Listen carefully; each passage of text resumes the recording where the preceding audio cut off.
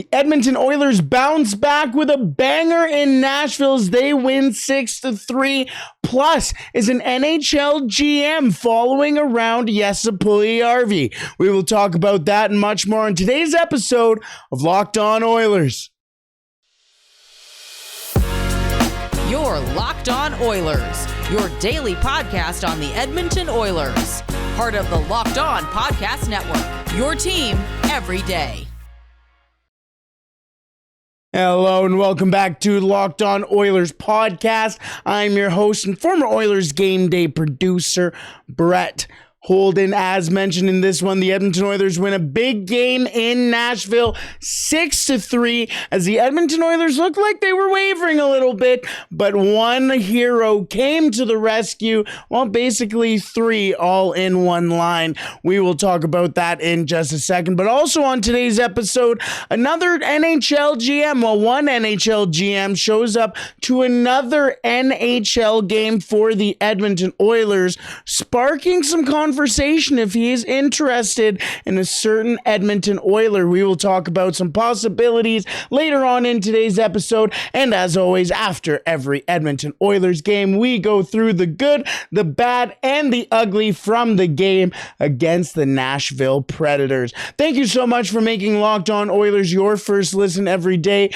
We are free and available wherever you find your podcast. Alrighty, let's get into the big 6-3 win for the Edmonton Oilers. As mentioned numerous times in this episode already, the Oilers win 6-3 in Nashville after a tough 2-1 game against the Minnesota Wild, a game where the Oilers were really fighting to find their legs. And then in this one, the Oilers found their legs. We always have those three things that the Edmonton Oilers need to do in wins, and the Edmonton Oilers did two of those things. One of those keys you have a little bit of flexibility in, the other two not so much. But the Edmonton Oilers, they weren't able to score the first goal. They did allow the first goal, but they came back, finished the period with a lead, the first period with a lead, and they never let go of it, which goes into the second key, which is always keep the pedal to the metal, which the Oilers did. Yes, they allowed the Nashville Predators to get back within a goal at times throughout this game, but the Edmonton Oilers were able to keep their distance, and as Derek Ryan said a couple of games ago against the Arizona Coyotes, they were able to have a mature third period to close out this one and get the win against the Predators. And of course, get two or more goals from any other player not named Connor McDavid and Leon Draisaitl. And the Edmonton Oilers did that with 3 goals from Zach Hyman, his first career NHL hat trick, and what better way to do it? The Edmonton Oilers needed it. The Edmonton Oilers needed goals from Zach Hyman, and after a stretch there without a ton of goals, without any goals really for Zach Hyman, he's been able to turn it on. 4 goals in the last 6 periods for Zach Hyman. Zach Hyman in this one, as mentioned, 3 goals, 1 assist, 4 point, obviously, as mentioned, his first career Hattie in this one. And Leon Draisaitl letting the Nashville Predators know who the real daddy is for the Predators. 5 points in this one, 10 in total so far this season against the Predators in only 6 periods in 2 games. 2 goals, 3 assists, 5 points in this one. What can you say? I mean, it's just automatic for Leon when he faces the Nashville Predators, and what can you do? I mean, you almost came into this game expecting Leon to do something amazing, and he did. And of course, we haven't mentioned Connor McDavid yet, who scored his league-leading 26th goal of the game. You could really tell from that line since the start of the game that there was something brewing there. Connor McDavid just had an extra buck in his step almost, was able to really get past Predators defenseman, always had that extra step on the defenseman, and you saw it on his goal as well, going coast to coast from the other blue line, able to come into the zone and snap one past Lankinen, one that he probably wants back, but it's Connor McDavid. Like, what else can you do? So Connor McDavid, a goal, 3 assists, 4 points in this one, as well as mentioned, his league-leading 26th goal of the year. Jack Campbell with his first game since December 1st, and he was really big in this one. Yes, he allowed the first goal of the game, which we will talk about a little later on in today's episode, but was able to bounce back. It was a little bit of a goal, but he was able to bounce back, make big saves down the stretch, and which has been the theme with Jack Campbell so far this year that isn't really talked about.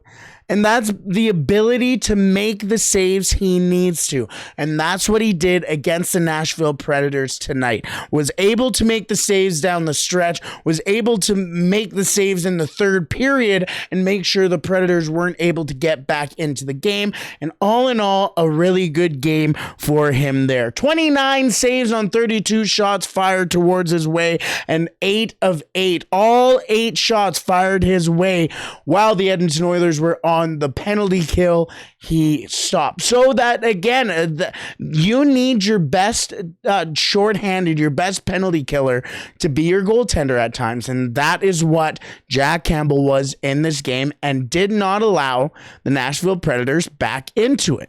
That's fantastic. That is a big game for Jack Campbell to come. Hey, again, as mentioned, he hasn't played since December 1st against the Minnesota Wild in a game where they lost 5-3.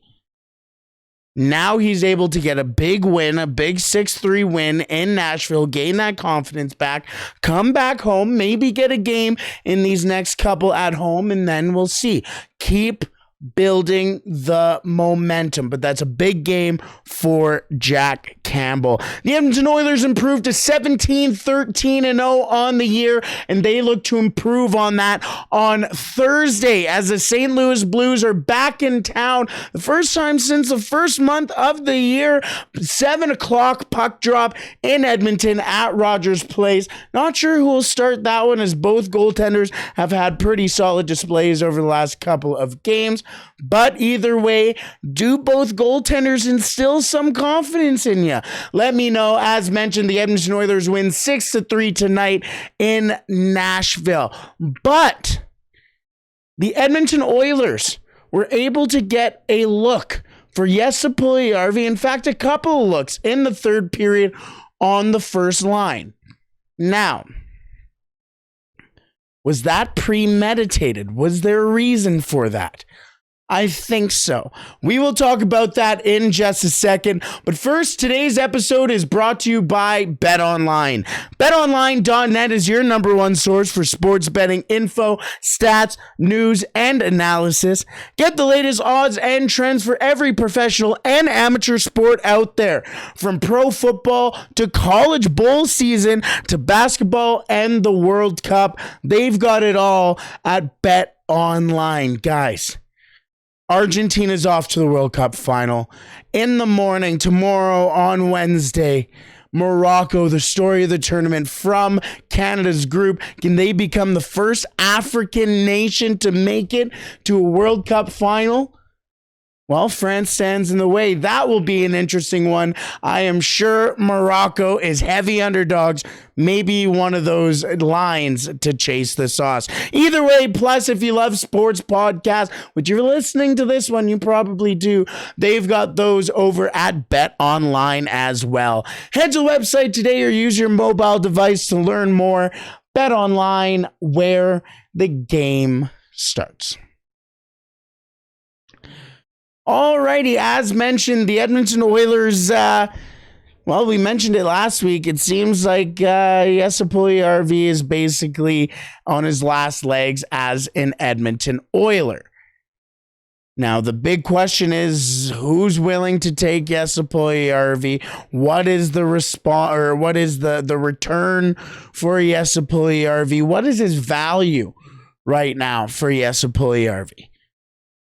Well, these last couple of games has sparked a little bit of a conversation. as Anaheim Ducks general manager Pat Verbeek was at the game in Minnesota, had dinner with Ken Holland, reportedly. And then once again, as Jim Matheson reported, which I love using Jim Matheson as a source. Jim Matheson did report today that Pat Verbeek was in the media room before the game against the Nashville Predators. The Anaheim Ducks are in Edmonton on Saturday at 2 o'clock, puck drop there. A team that has been linked to Puljujarvi already a couple of times, even ever since the offseason. It's obvious that Puljujarvi needs a move. And there have been some names that have been linked to the Edmonton Oilers. Now, as mentioned, he played a little bit of top line minutes with Connor and Leon in the third period in this one. He's mentioned that he's changed his game a little bit, trying to hit more. Yes, over the last couple of games, he's only had 2 hits. But Puljujarvi was drafted for a reason. Yes, Puljujarvi, in his early years, in his junior years, was able to score. He did have a little bit of a scoring touch in his youth. Can he find it with another team? That is the big question. You can see it sometimes. You can see the spurts of greatness sometimes. But it's not always there. Can a team like the Anaheim Ducks, where let's be real, the Anaheim Ducks are in the Connor Bedard race. They're not in a playoff race right now.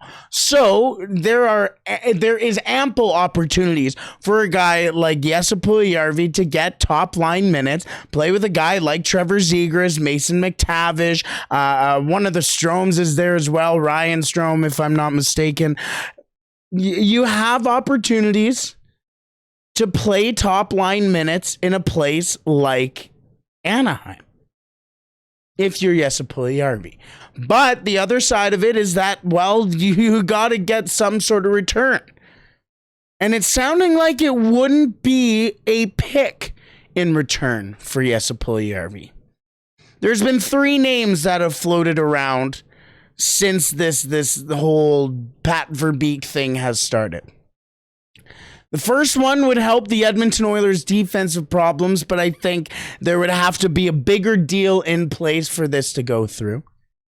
And then 2 names who, well, one of them is a decent hockey player, but the other one fits a little bit. Well, you know what? Both of them really fit the Edmonton Oilers mold for a bottom 6 player. But would they be an upgrade to the Edmonton Oilers? We have some underlying stats that you know is one of my favorites, the goals for and goals against per 60 minutes, which tell an interesting story. So that first name, that defenseman that would help the defensive problems for the Edmonton Oilers is John Klingberg. John Klingberg has been linked to the Oilers basically ever since he signed that 1-year contract with the Ducks, and everyone went, oh, okay, that's a tradable contract. Then the other 2 names, a couple of forwards that would fit into the bottom 6, top 9 type area. Maxime Comtois, who he was the Canadian captain in one of the World Juniors. And Max Jones. Now, I'd understand if you're not too familiar with that name. Max Jones has been a bottom 6 type player in the NHL for a little bit, but has had success with points in his career already. John Klingberg in 22 games this year, coming off of an injury. 22 games this year, 1 goal, 7 assists, 8 points. Not bad, but he's more of a defensive defenseman. Does have that offensive touch, but more of a defensive defenseman. Maxime Comtois, 18 games this year, 5 goals, no assists, 5 points. Max Jones also has 5 points in 28 games, 2 goals, 3 assists for those 5 points. But trumping the 2 forwards is Jesse Puljujarvi. In 30 games this year, 1 goal, 5 assists, 6 points. So off the top already, in more games, Jesse Puljujarvi is more productive, healthier, and is not as much of a potential problem. Now, here's the thing. Maxime Comtois was on that 2018 Canadian national team. And from what I can recall, there hasn't really been a statement from Maxime Comtois on the issue. The NHL said at their Board of Governors meeting today that they were looking more into the gala and the entire event and situation from Hockey Canada. And we could potentially see some residual punishments from that deal. Now, I am not linking at all in any way Maxime Comtois to those events. But there is something that you need to think about when you are trying to acquire a player that could be potentially linked to that whole deal. Because if Comtois, and it is a big if, and I don't want you to take this as gospel, but it is something to take into account.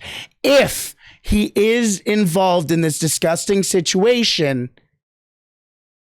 then you're probably going to lose a player for nothing, essentially. So you're trading Jesse Puljujarvi for a guy like Maxime Comtois. If he is involved in something like that, you would lose him and Puljujarvi and get nothing out of the deal. You're playing with fire if you make a move like that. Now you take a look at Max Jones.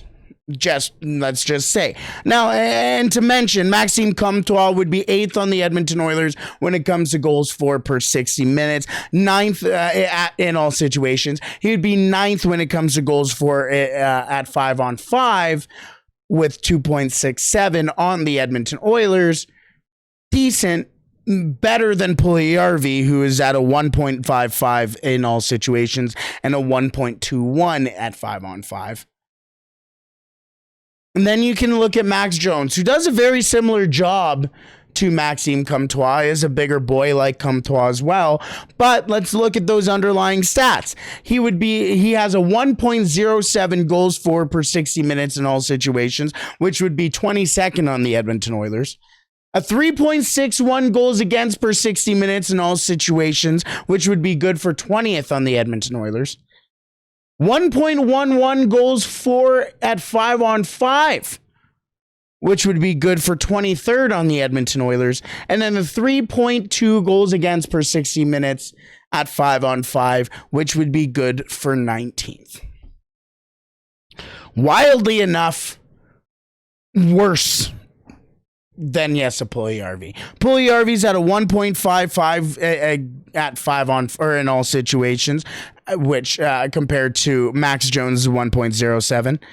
3.1 goals against at 5-on-5 for Puljujarvi to Max Jones' 3.61. Puljujarvi has a 1.21 goals for per 60 to Max Jones' 1.11 at 5-on-5, and Puljujarvi a 3.22 goals against per 60 minutes. The only one that Max Jones is better than him at with a 3.2. So you sit there and go, I don't think he helps the team at all. And then you go to John Klingberg, which is the obvious option to actually help the Edmonton Oilers. But that's a big deal. That is a big deal for the Edmonton Oilers to make, and it's not only going to take Jesse Puljujarvi. It's going to take a draft pick. It's going to take a prospect and probably Puljujarvi as well. Maybe just Puljujarvi and a pick, depending as well. But there's more to lose in that situation. So, a lot to come out of the potential situation there. What do you think? As Pat Verbeek and the Anaheim Ducks are in Edmonton on Saturday, will we see some residuals coming out of it? I don't know. You let me know what you think on the entire situation. Anyways, let's wrap up with the good, the bad, and the ugly from the game against the Nashville Predators. And two of them, well, are looking pretty good for the Edmonton Oilers. Either way, thank you so much for making Locked On Oilers your first listen today. Now for your second listen, make sure you tune in to Locked On Sports Today. From the games that matter the most to the biggest stories in sports. Go beyond the scoreboard and behind the scenes with local experts and insights only Locked On can provide. Locked On Sports Today, available on this app, YouTube, and wherever you find your podcasts. Alrighty, as mentioned, we're going to wrap up with the good, the bad, and the ugly from this game between the Edmonton Oilers and the Nashville Predators. The good for the Edmonton Oilers is that third period. We mentioned that quote from Derek Ryan after the win against the Arizona Coyotes.